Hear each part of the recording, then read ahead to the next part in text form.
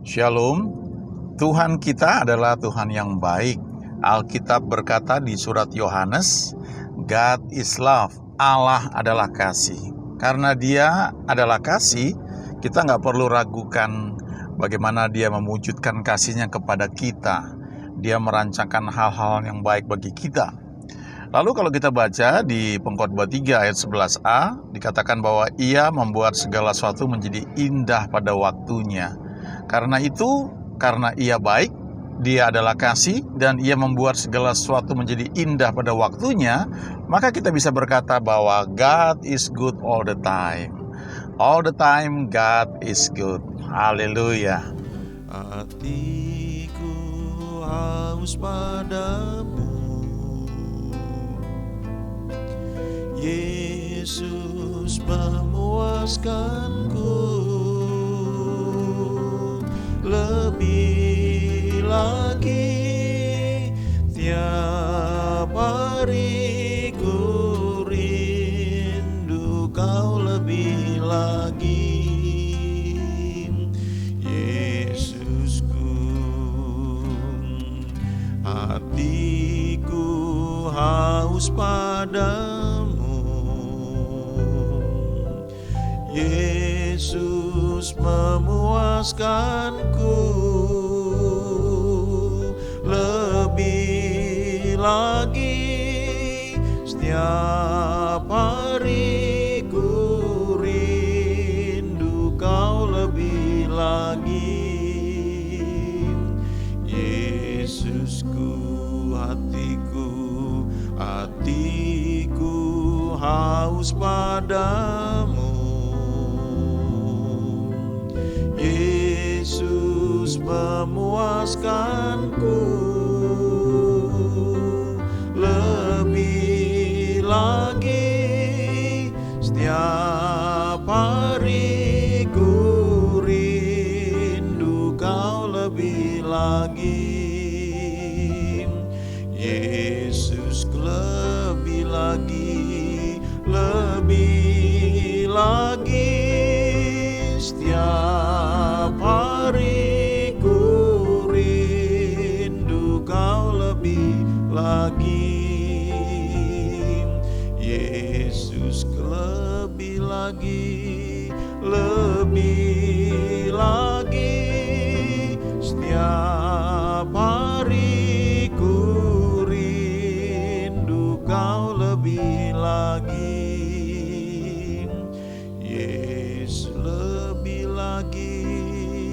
Lebih lagi setiap hari ku rindu Kau lebih lagi, Yesusku.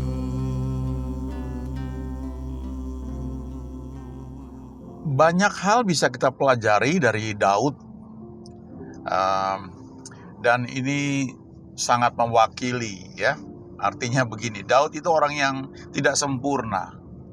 Dalam ketidaksempurnaan dia itu, dia tetap mengikut Tuhan dengan sepenuh hati, dan dia mulai dari bawah. Dia mulai dari remaja yang tidak dikenal, yang diabaikan oleh keluarganya. Karena kalau kita baca, waktu Tuhan mengutus Nabi Samuel untuk ke rumah Isai, ke rumah orang tua Daud, dan Samuel mau buat kebaktian, maka semua anak-anak dari Isai itu dipanggil untuk ikut kebaktian, tapi Daud tidak dipanggil. Jadi ketika Tuhan mau memilih salah seorang dari anak-anak Isai itu untuk menjadi raja, ya tentunya nggak langsung saat itu, tapi diurapi dan dipersiapkan untuk menjadi raja. Maka semua anak-anak Isai itu lewat depan Nabi Samuel satu persatu. Tapi Tuhan berkata, bukan yang ini. Dan sampai semuanya lewat, tidak ada satupun yang dipilih Tuhan. Sampai akhirnya Nabi Samuel ini bertanya sama Isai, cuma ini anakmu? Lalu Isai bilang, oh masih ada yang bungsu, tapi sedang menggembalakan kambing domba. Lalu Samuel bilang, panggil dia. Ya, kalau dipanggil, Begitu dia datang, dia masih remaja, dikatakan oleh firman Tuhan, ya, Tuhan bilang sama Nabi Samuel, ayo ini dia, urapi dia. Dan Daud diurapi menjadi raja di hadapan abang-abangnya. Itu awalnya. Dan kalau kita baca, ya, sejak saat itu dikatakan bahwa berkuasalah roh Tuhan atas Daud. Tapi selanjutnya kehidupan dia itu nggak mulus, ya. Banyak hal dia alami. Dia bisa kita baca kisahnya dari 1 Samuel pasal 16, ya. Kita baca pasal 17, 18, 19. Bagaimana dia mengalahkan Goliat, bagaimana dia bekerja pada Saul, main kecapi, kemudian bagaimana dia menjadi panglima perang, ya. Dan ketika dia pergi berperang dia selalu menang, sehingga perempuan-perempuan bernyanyi berbalas-balasan. Mereka mengatakan Saul mengalahkan musuh beribu-ribu, tapi Daud berlaksa-laksa. Ya, laksa itu puluhan ribu, ya. Jadi ketika perempuan-perempuan ini bernyanyi seperti itu, Raja Saul marah, cemburu. Sehingga akhirnya Raja Saul ini mulai dengki dan berusaha menyingkirkan Daud. Daud terus setia, ya, dia berusaha bekerja dengan baik, tapi pada akhirnya dia juga harus menyelamatkan dirinya. Lalu kalau kita baca kehidupan dia juga penuh dengan banyak hal, ya. Dia melalui lembah, melalui, ya, makanya ketika kita baca Mazmur 23 itu, ya, Mazmur Daud, ya, sekalipun aku berjalan dalam lembah kekelaman, aku tidak takut bahaya. Itu bukan sekedar seperti puisi atau lirik lagu yang ditulis, tapi saya percaya itu pengalaman Daud, ya. Berkali-kali dia mengalami kesulitan, dan puncaknya adalah ketika dia berada di Ziklag. Waktu itu istrinya, ya, keluarganya, dan semua wanita-wanita ditawan.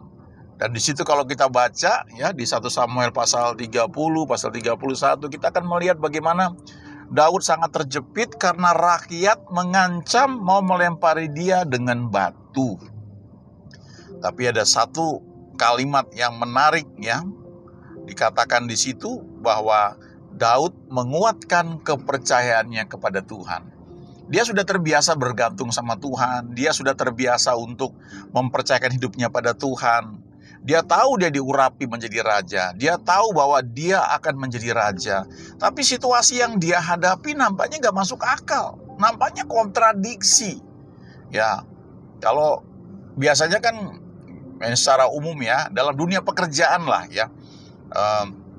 Kalau kita kerja dengan baik, maka karir kita akan naik, ya, step by step, ya. Kita setia, ya, kita naik.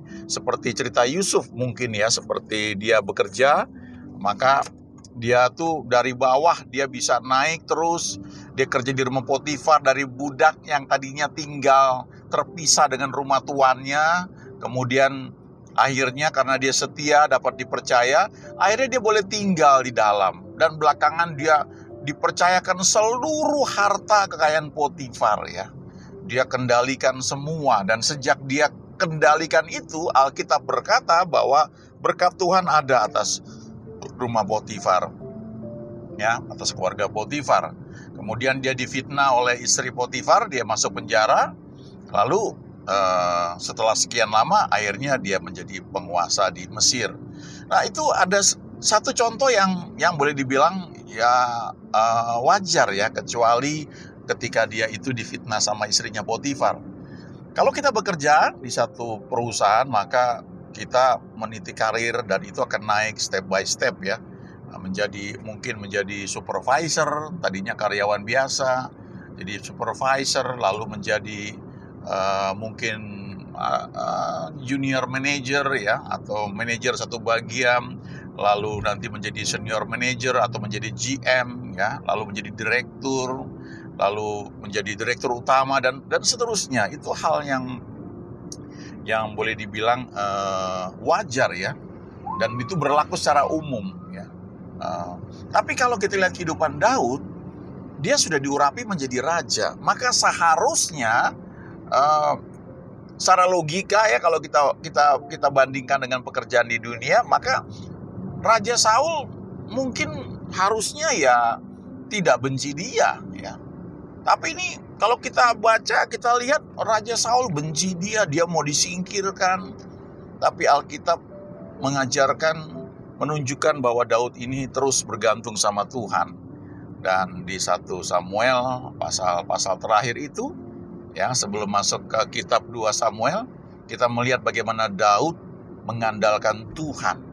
Daud menguatkan kepercayaannya kepada Tuhan, sehingga akhirnya dia bisa menang, dia merebut kembali keluarganya dari tawanan musuh, dan akhirnya di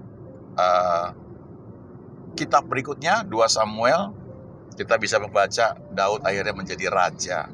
Dan dia menjadi raja itu bukan lagi seperti Saul dengan undian ya, tapi rakyat menyadari bahwa Daudlah yang dipilih Tuhan untuk menjadi raja. Awalnya cuma untuk sebagian saja ya, tapi belakangan akhirnya seluruh suku Israel itu memutuskan untuk menjadikan Daud raja. Hari ini kalau Bapak Ibu atau teman-teman pergi ke Israel, maka kita akan melihat ya bahwa nama Daud itu sangat diagungkan ya. Itu orang yang luar biasa. Tapi ketika dia menjadi raja, dia juga pernah jatuh dalam dosa. Dia pernah membuat kesalahan ketika ketika anak buahnya pergi berperang. Dia jalan-jalan di atas soto istana dan dia melihat seorang wanita namanya Batseba sedang mandi. Lalu Daud panggil wanita itu dan Daud tidur dengan Batseba ya. Dan kalau kita baca itu salah satu kesalahan Daud ya, yang dampaknya itu panjang sekali. Dan kalau kita pelajari lebih lanjut, tidak hanya itu kesalahan Daud ya, ada lagi kesalahan-kesalahan lainnya. Tapi toh Alkitab tetap menyebut Daud sebagai orang yang berkenan kepada Tuhan. Ya tentu kita lihat bagaimana dia bertobat, kesungguhannya, dia mencari Tuhan. Dan akhirnya kalau kita baca di Alkitab, memang cuma 3 orang yang disebut berkenan kepada Tuhan. Yang pertama Henok di Ibrani 11 ayat 5. Yang kedua adalah Daud. Dan yang ketiga adalah Yesus ya, Yesus Kristus. Nah kita di perjanjian baru karena kita percaya kepada Yesus, kita dibenarkan. Kita bisa hidup berkenan kepada Tuhan karena kita terima Tuhan Yesus, lalu kita hidup mengikuti tuntunannya, kita membangun hubungan dengan Dia.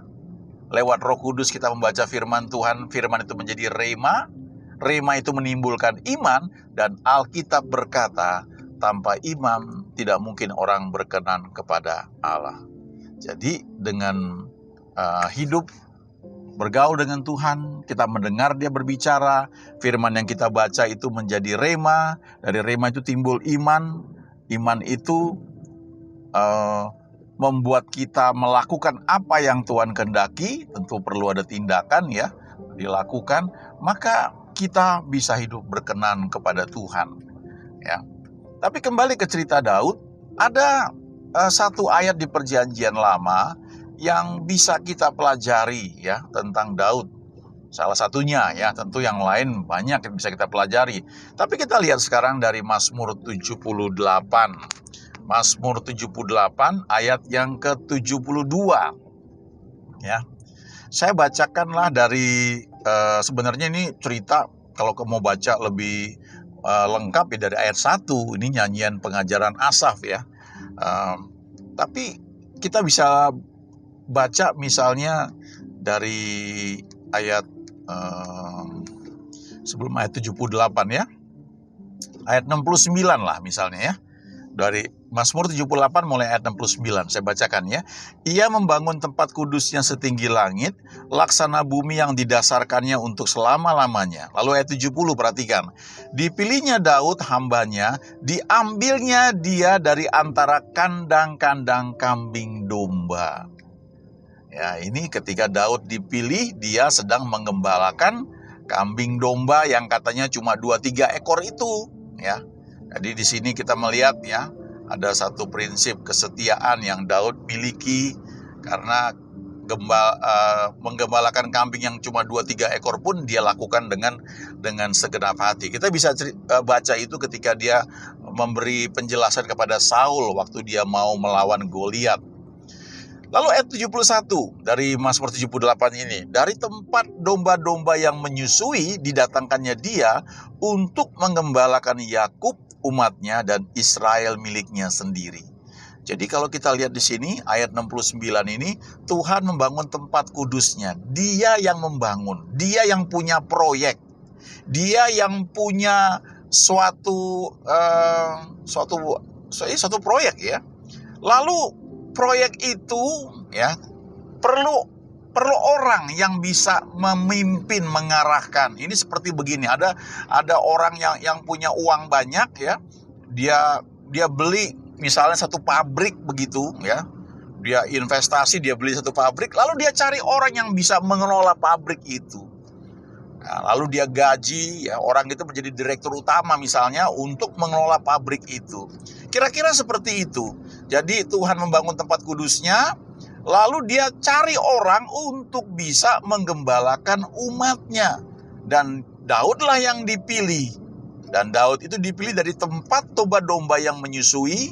Kemudian Daud itu dipanggil untuk menggembalakan Yakub umatnya dan Israel miliknya sendiri. Kita lihat di sini ya prinsip-prinsip penggembalaan, bahwa umat Tuhan itu milik Tuhan. Kalau kita dipercayakan untuk melayani ya, apalagi sebagai gembala ya, satu gereja atau suatu kelompok pemahaman Alkitab, atau paling tidak keluarga kita ya. Nah, kita pria, kita jadi gembala atas keluarga kita, itu paling minim yang harus kita sadari ya. Waktu saya kuliah dulu, saya dipertemukan dengan kakak-kakak rohani, dan salah seorang dari mereka itu menjadi pembimbing saya, pembimbing rohani. Dia membimbing sekitar waktu itu 5-6 orang ya, waktu awal pertemuan.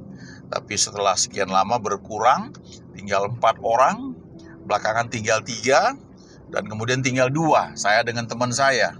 Tapi setelah sekian lama akhirnya tinggal saya sendiri. Tapi pembimbing saya ini setia ya, dia mendoakan saya tiap minggu ya, dia bimbing saya. Sekali-sekali diajak saya jalan, ngobrol. Sekali 2 kali diajak saya jajan ya, dia traktir. Ya waktu mahasiswa ya, kita cuma minum semacam es campur ya di Bandung. Tapi saya melihat dia tulus ya. Dan saya bersyukur karena saya belajar dasar-dasar firman Tuhan juga lewat dia. Lalu lihat ayat 72 ya. Ia, yaitu Daud, menggembalakan mereka dengan ketulusan hatinya dan menuntun mereka dengan kecakapan tangannya. Jadi ternyata ada 2 kualifikasi ini yang Daud mungkin sadar atau tidak sadar dibentuk oleh Tuhan dalam hidupnya, yaitu ketulusan hati ya, dan kecakapan tangan. Ada 2 hal di sini. Ketulusan hati ini bahasa Inggrisnya integrity atau integritas ya. Jadi dikatakan bahwa Daud menggembalakan mereka. Siapa ini mereka? Umat Tuhan, dan itu milik Tuhan. Jadi waktu kakak rohani saya membimbing saya ya, saya nggak tahu saat itu apakah dia cukup menyadari. Saya kira mungkin sudah tahu barangkali ya, bahwa yang dia gembalakan, yang dia bimbing, beberapa orang itu termasuk saya, adalah milik Tuhan ya, bukan milik dia. Ini kelompok kecil ya, tapi kalau bapak, ibu, teman misalnya dipercayakan untuk kelompok yang lebih besar ya, ingat baik-baik bahwa yang kita pimpin, yang kita bimbing, yang kita gembalakan itu, kalau kita jadi gembala satu gereja, kita menggembalakan, atau mungkin gembala gembala cell group, mungkin ada sekitar 10-15 orang yang kita menjadi ketua cell grupnya. Ingat baik-baik bahwa yang kita gembalakan, yang kita pimpin, kita bimbing itu adalah milik Tuhan, bukan milik kita. Karena itu hati-hati ya. Perhatikan, memang kalau kita misalnya orang yang bekerja, lalu kita menjadi gembala sel group ya, atau mungkin gembala satu gereja, tentu kita punya kesibukan, kita punya waktu untuk keluarga kita punya waktu untuk pekerjaan atau usaha kita. Tapi untuk orang-orang yang kita layani tentu ada waktu juga. Tapi yang perlu kita ingat, kita belajar dari Daud, itu adalah ketulusan hati, ya, integritas. Kita perlu ingat mereka adalah milik Tuhan. Saya ingat ketika saya bekerja dulu, ya, memang itu berlaku lazim di banyak perusahaan ya. Kalau nggak dibilang semua perusahaan, tentu namanya perusahaan itu ingin untung. Karena ingin untung, namanya kan usaha, perusahaan. Jadi harus ada untungnya. Kalau nggak, bagaimana dia bisa hidup? Tentu ada satu sistem untuk menyeleksi orang-orang yang bekerja. Ada satu sistem reward and punishment istilahnya ya. Jadi setiap tahun itu ada performance appraisal ya, atau penilaian kinerja karyawan. Ya, karyawan yang nilai performance-nya bagus ya, artinya kinerjanya bagus di perusahaan. Ada satu sistem yang dibuat sehingga dia punya nilai performance appraisal dia tuh bagus, tinggi, maka ada bonus yang diberikan. Biasanya begitu di perusahaan itu, selama setahun nanti dihitung ini keuntungan berapa. Lalu perusahaan sudah mengalokasikan ya, selain kita terima gaji, terima THR, maka ada juga kita terima bonus ya.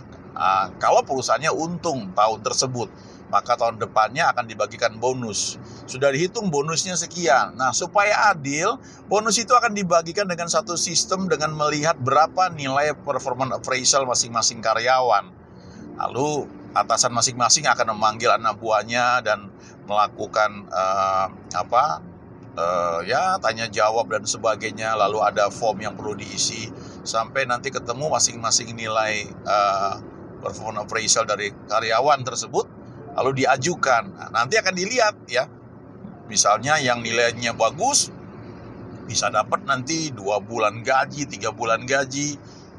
Yang nilainya standar katakanlah cuma dapat 1,5 bulan gaji ya, atau tergantung keputusan, atau sebulan gaji. Tapi kalau yang nilainya kurang dari normal, mungkin cuma dapat setengah bulan gaji ya. Biasanya untuk memberi motivasi, setiap orang itu dapat walaupun kecil ya, tapi itu cukup memotivasi. Karena tujuannya supaya masing-masing karyawan tuh bisa meningkatkan prestasi kerjanya ya. Nah, kemudian ada satu sistem yang dibuat seperti itu, tujuannya orang-orang itu bisa bekerja dengan baik. Nah, itu di perusahaan ya. Tapi kalau kita di pelayanan, kita perlu hati-hati karena yang kita gembalakan itu bukan karyawan perusahaan di mana kita sebagai pemilik atau sebagai direktur ya, yang bisa kita buat semaunya. Kalau kita baca, Tuhan Yesus adalah gembala yang baik. Gembala yang baik itu untuk 1 ekor domba yang tersesat, dia cari ya. Dan dia tinggalkan 99 ekor domba yang tidak tersesat itu ya, di tempat yang ya, saya percaya aman lah istilahnya. Tapi gembala ini cari 1 yang hilang. Nah, itu beda dengan perusahaan. Kalau perusahaan ya nggak begitu. Kamu harus perform. Kalau nggak bisa ya kamu out ya. Banyak orang yang mencari posisi ini, kamu akan digaji. Nah, kalau kita nggak hati-hati ya, kita akan membawa pelayanan di mana kita sebagai leader ya, kita pola pikir kita seperti orang kerja, seperti perusahaan. Nah, kita baca di Alkitab di sini bagaimana Daud ketika dia menggembalakan umat Tuhan, dia gembalakan dengan hati yang tulus, dengan integritas. Apakah kita punya itu? Ya, di perusahaan yang saya pernah kerja dulu ya, sekian tahun yang lalu, Satu ketika ada salah seorang karyawan yang sakit parah, sehingga karena sakitnya itu dia itu tidak bisa perform dengan baik di perusahaan. Nah, ketika kami para leader rapat, maka atasan langsungnya terang-terangan bilang sama bos saya nggak bisa pakai orang ini ya, karena masuk cuma setengah hari pulang izin sakit. Nah, itu perusahaan ya, nggak mau dipakai ya. Tapi bos saya ya, itu orang yang punya hati gembala ya. Dia tetap pertahankan karyawan ini ya.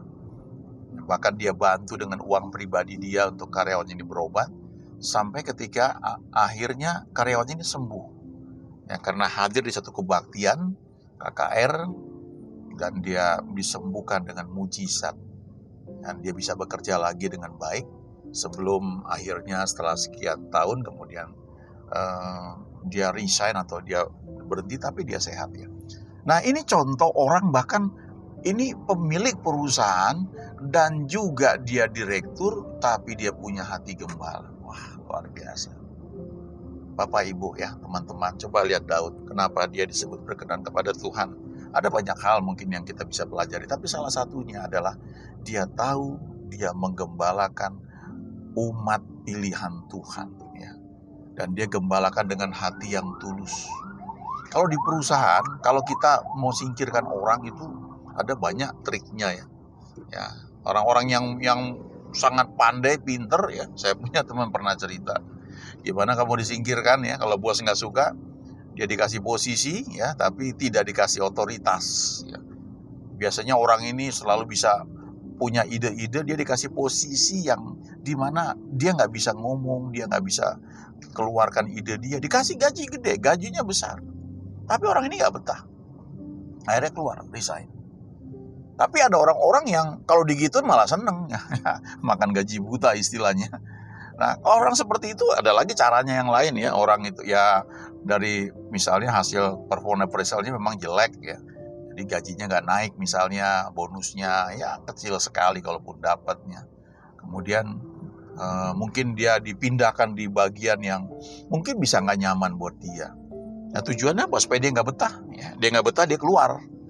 Nah, itu trik yang dipakai kalau di perusahaan. Tapi kalau di pelayanan, kalau kita belajar dari Daud, ada hati yang tulus. Saya ingat ketika saya bekerja dulu, ada satu ketika, ada satu masa ya, saya pegang saya mengelola karyawan juga, dan ada satu orang yang paling rewel di kantor itu.